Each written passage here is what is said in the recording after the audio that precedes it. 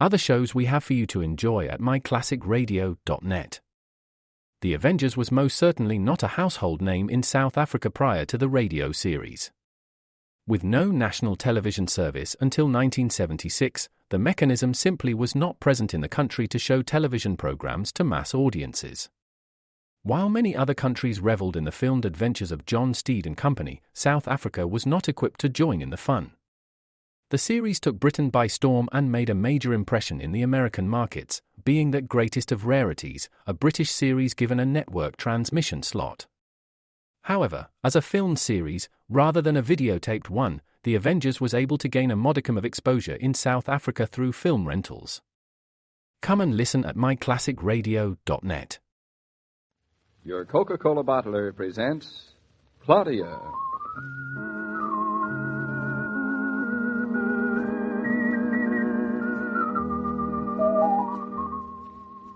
Claudia, based on the famous play and novels by Rose Franken. Brought to you transcribed Monday through Friday by your friendly neighbor who bottles Coca-Cola. Relax, and while you're listening, refresh yourself. Have a Coke.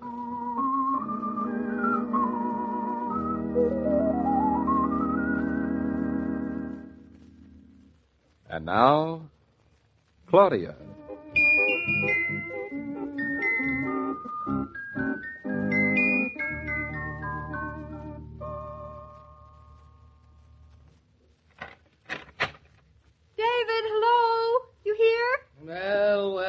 Well, Mrs. Norton, at last. Everybody else in your office gone? Slightly. It's only 10 after 6, and you're a half hour late. I am. You know, going out to dinner in New York has to be started earlier, or else you don't get it. Mama, you here already? Already, did you say? Still, would be slightly more accurate. 1/2 hour late. It is not a half hour late. Well, look at your watch. I haven't it on. 1/2 hour late, anyway. 25 minutes. I'm supposed to be here at 5:45, and it's 10 after. That's 25 minutes and not a half an hour. It's bad enough. Well, what's the matter? Don't you two like being left alone together? Not when we expect you bursting in any minute. Well, That's telling her, Mother. besides, if we're in such a hurry to be going someplace, my being a little bit late. 1/2 hour late. 25 minutes late. If it makes such an enormous difference, let's get going. Stop talking around so much. Come on. Whatever you may do to it, David, I'll never blame you. Thank you, Mother. Oh, now look, you two. Just because a girl's a little bit late, 25 minutes, there's no reason to stand around and try and make her feel as if she'd pulled the wings off a butterfly. I'm sorry. I apologize. I feel simply awful about it. I couldn't feel worse, and that is that. Well, you don't look sorry. Can I help it if I have a face that never looks sorry? My heart is bleeding. Come on, let's go. I haven't all night. Yeah, she hasn't all night. No. Well, we might as well go, David. Her Royal Highness doesn't like to be kept waiting. You both ready? Why this sudden rush all of a sudden, Royal Highness? Well, you don't want me to get a ticket, do you? No, I don't want you to get a ticket. Did you say get a ticket? Of course, a ticket. And if I get one, I will know whom to blame. Go on. Now, David, you know as well as I do that people get tickets for parking on express streets. Now, do you or do you not want a ticket? Do I want to? Well, I'm not going to take the responsibility on my own shoulders. Policeman told me it was all right for me to leave the car parked for 2 minutes. 2 minutes. That's all I'd have needed to come up and get you. But if you and Mama are going to stand around making mountains out of molehills, the ticket will be your responsibility. Claudia. What? Did you drive the car downtown? Well, how do you think it got parked outside the building? Why do you think I was 25 minutes late? You didn't have an accident, did you? David, of course not. I might not be here at all if I'd had an accident. We thought of that. But I was late because I was going round and round looking for a parking space. And it wasn't until I told the officer you would be wild with me for being so late, even though it wasn't my fault, that he let me park the car in front of the building. Nice of him. He said he was married, too. So don't blame me. But if we get a ticket... I thought I told you never to drive the car downtown. That was a year ago, That darling. was Monday when we came into town. Huh. How time flies. How time flies. Well, why did you drive the car downtown? Do you want to kill people? Yes. No. I mean, I drove the car downtown so we'd have it. But we don't want it. We don't need the car to go out to dinner. Oh, well, you never know when it'll come in handy. We won't eat all night, I hope. You ready, Mama? Put your hat on. Let's go. Come on. My hat's on. What are we waiting for? Before I move 1 inch, Claudia, why Did you bring the car downtown? You knew we were meeting at the office merely to go out to dinner. Yes. Then why? David, you'll get a ticket if you keep asking me questions like this. Ask me in the car. You just felt like driving the car around in traffic, I suppose. That's not a good enough reason, is it? No. Well, then, that's not it.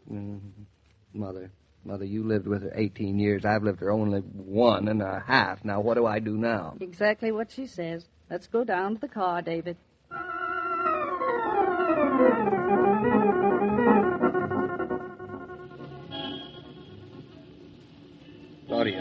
Claudia, you left the motor running. Why, certainly, David. What do you mean, certainly, David? Now, David, don't get excited. I'm not getting excited. No, not yet. You sound as if you were going to. Just why, on top of everything else, did you leave the motor running? Because it was the only way I could convince the officer I'd only be 2 minutes. Personally, I think it was very clever of me to suggest it, don't you? Whether you think so or not, I do. I figured that the price of the gas for those 2 minutes is a lot less than you're paying a fine on a ticket you'd receive. We'd better just get in the car, David. You see, Mom agrees with me. I'm driving, so you both get in from this side, please. I will drive. Oh, no, you won't. After all, the car was my idea against your better judgment. Look, I don't want to argue. I know you must have a reason for all of this because even you are more sensible, but I will not allow myself to be careered through New York traffic with you at the wheel. I don't want to argue either, David, but I am driving. I have a reason. Yes, I was afraid so. What is it? Just get in. David, stop looking as if you lost your last friend. I have. Mama, you are a traitor. I am the wiser part of valor. I give in first, argue later. It saves time. I promise to keep both hands on the wheel, 1 foot on the clutch, 1 on the brake, 1 on the gas. Well, I'll lend you one of mine. Thanks, I'll need it, won't I? I promise not to talk to the passengers while the vehicle is in motion. And I will love, honor, and obey all traffic signals, so help me. Now get in and shut up. No, you win. I will go down in history as being the most maligned, henpecked, persecuted man who ever lived. He's sweet, isn't he, Mama? He's more than sweet. He's remarkable. I like him, too. That's why... We'll go on. Get in the car, Mama. Don't ask any questions. David's right. You're impossible. Oh, you don't know how impossible I am. David, you in the car? And praying. Well, here I come. Got enough room, David? Yeah, I'm fine. Now lean in and I'll close the door. Go ahead. Shove over. I feel like a piece of corned beef. And I'm the pickle. Off we go. You can breathe now, Mama. They say the takeoff is the most dangerous. And what was the matter with that? You're not supposed to speak while the vehicle is in motion, remember? David, you certainly don't think I'm going to just sit here and not talk? No. You are. Now, Mrs. Brown, where do you wish the driver to take us to dinner? As nearby as possible. Now, I see what you mean. Claudia. I saw the car, David. You'd never know you saw the car, David. You'll do me the favor of not pushing your foot into the floor like that. There's no brake there. You only wear out the floorboards. Besides, it's insulting, and it makes me nervous. It makes you nervous. No. Honestly, woman driver. It happened to be a man. Well, he drove like a woman, that proves you can't criticize. Why don't we have dinner at that French restaurant on 48th Street and 1st Avenue? Perfect with me. And you, Claudia? Oh, she's not talking. That's so. Bliss. Oh. Turn right here, darling. We want to go east. Turn. Claudia, you didn't turn. I know. You know. Yes. When you're going west instead of east, why didn't you turn? Because I'm going west. I can't go east at the same time. You know, sometimes she makes sense, David. Yeah, sometimes. Why are we going west? Why? I just like going west, my man. To the west lies gold and riches and the hopes of... The red light. I see it, David.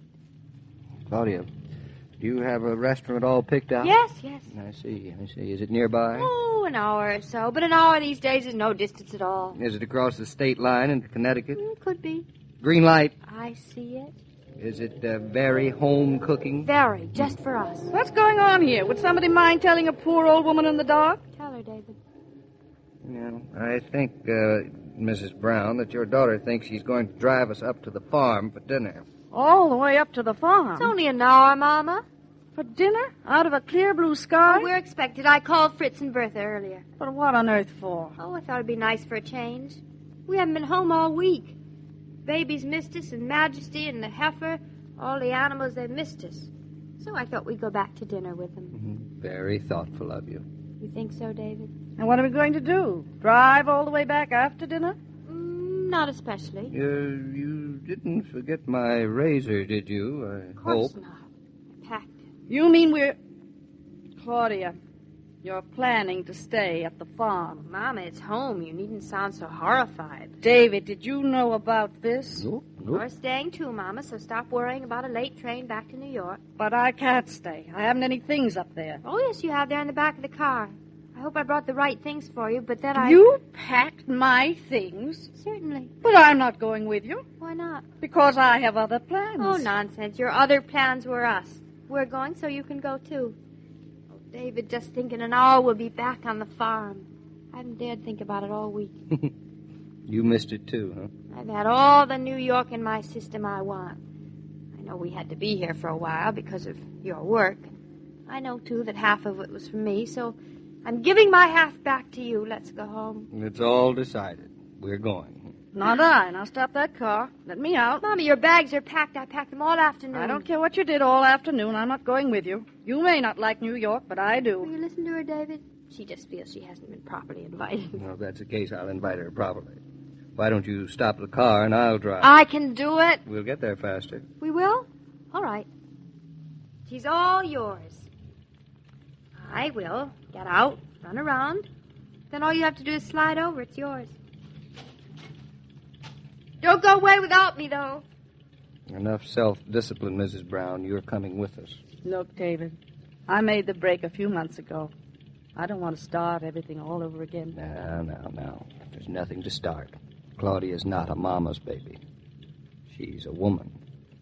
And she can take you or she can leave you. So I think you'd better take my advice and come along with us when you are I know, invited. David. But you know she's always held so tight. I'll tell you what you do. You trust me. I will. I invite you for the weekend like any other guest, and you can leave like any other guest. There are absolutely no barriers. Is she coming, David? You bet she's coming.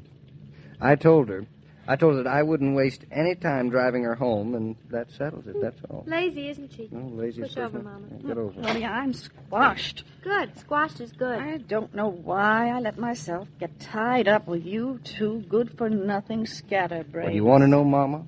Yes, sir. The reason for that is because you are one of those scatterbrains that make it 3 scatterbrains. And another reason, most important, Well, Mama. what's that? Because you love us. Well, Because we have a farm and because that's where we're going. Home at last. We have been shanghaied, Mama, so hold on to your hat. Old MacNaughton had a farm, E-I-E-I-O, and on that farm he had a car, E-I-E-I-O. With a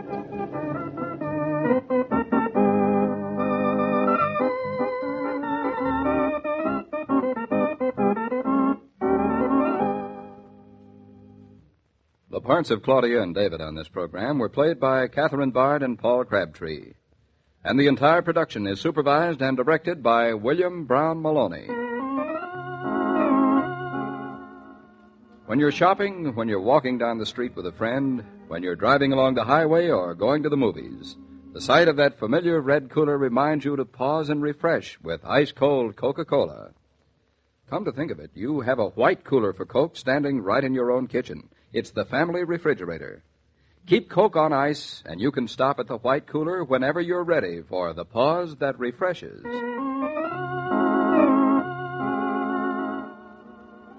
Every day, Monday through Friday, Claudia comes to you transcribed with the best wishes of your friendly neighbor who bottles Coca-Cola. So listen again Monday at the same time.